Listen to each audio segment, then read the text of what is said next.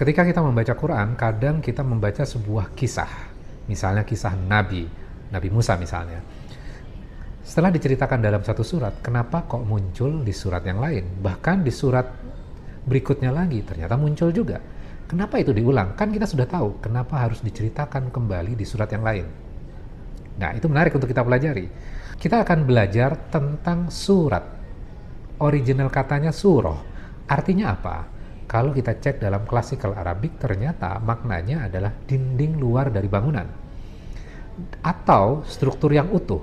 Jadi, berarti surah itu adalah sebuah konstruksi bangunan dari dinding luarnya dan struktur-struktur yang ada di dalamnya merupakan satu bagian. Nah, artinya apa?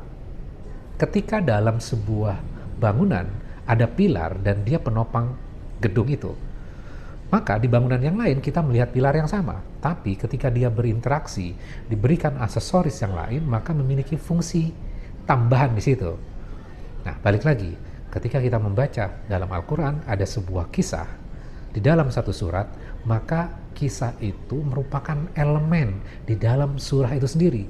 Surah itu atau surat di dalam Al-Quran, dia membentuk sebuah bangunan yang utuh dan terdiri dari elemen-elemen di dalamnya.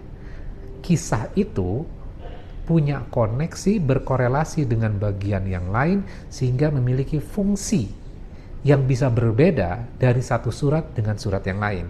Jadi artinya apa? Kita bukan hanya sekedar melihat kisah itu independen saja, kita harus melihat dalam struktur yang utuh dalam sebuah surat.